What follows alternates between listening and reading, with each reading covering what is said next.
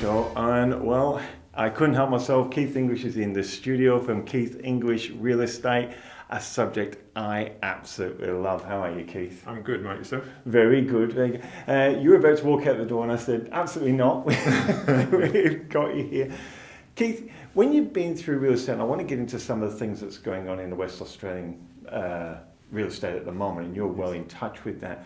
But for yourself, have you found that real estate just tends to go in cycles, and you just got to see that we're just in another cycle? Yeah, it is. It is cyclic, and people always need to remember also what they're doing in real estate, and whether it is time to sell or time to buy, and that's a very individual decision. And sometimes that doesn't matter what the market is actually doing. If you're buying and selling in a similar market, then or if you've got a buy and hold mentality, you've got to look at what rental returns and that type of thing. So whether a person comes to a decision to sell in any given market, I can help work with them and come to the decision to not sell or sell. Yeah. Now, you're and you say you work in different divisions. I know yourself and your organisation, you're in quite a diverse range. How do you handle, so someone's watching for the first time, the young people now, they go, I want to get into the real estate market, and it's their first step into it. What's some of the guidance, because I know you're really good at this, what's some of the guidance you give those people? I'd do your homework as well and work out what you want out of a house. A lot of people, first-time buyers, they're going right up to these extreme northern suburbs to get into the market, whereas they work in the city, so they don't often take in transportation time and cost into the decision. And sometimes they're better off to buy an older house closer to Perth than to go half an hour, three-quarters an hour further north. So have a look at the lifestyle you want to live as well as your price range that you can afford. It's interesting you say that, and I'm thinking again, these people who buy the older houses, and I don't know where you're watching around the world, but in WA, our TV is flooded with renovation shows. And is it, for someone who's in that market, is it as rosy as what it all makes out that, look, I can buy this house, do it up, flip it, and look how much money I've made? Yeah, you have to be careful watching some of these shows because they don't always tell you about the costs, like your stamp duty and your selling costs when you come to it. But also a lot of these reality TV shows are eastern states based, and there's a lot of stud frame homes over there, whereas WA is predominantly double brick and tile. So knocking out walls and creating new rooms is a lot more complicated with a double brick and tile home. So, but it is a lot of fun, and you can do a lot of cosmetics renovations without doing a lot of structural work. But have a look at what you're buying and what your expectations are.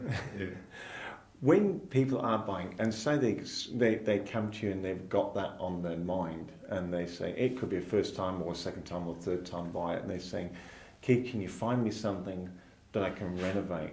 What are the types of things you like? And I know you come across them. You get some great opportunities come across your desk. And one you told me about a while ago was a renovator's delight. I don't mean to call him that phrase, but you said, here's an opportunity. Yes.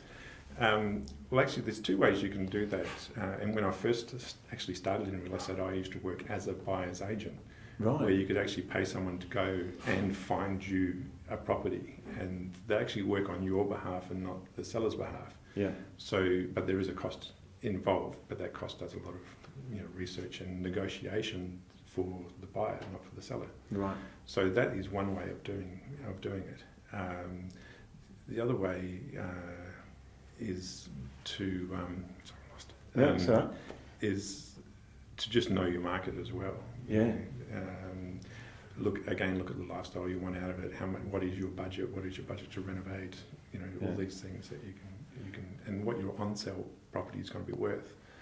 I suppose that's important because you talk about on-sale property, and then because you're so diverse, I don't know how you handle it, but you're dealing with people at the latter stages of their lives who are then going, well, I've got this big house and there's two of us or one of us left and I've got to downsize it now.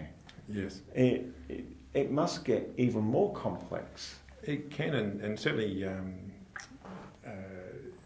there's a lot of options, and depending on the type of property that you own, I'll give an example of my parents. Yeah. They bought a house in the northern suburbs of Perth, but it was on a big block, and they were self-funded retirees, and they got caught with the GFC like a lot of people did. Yeah.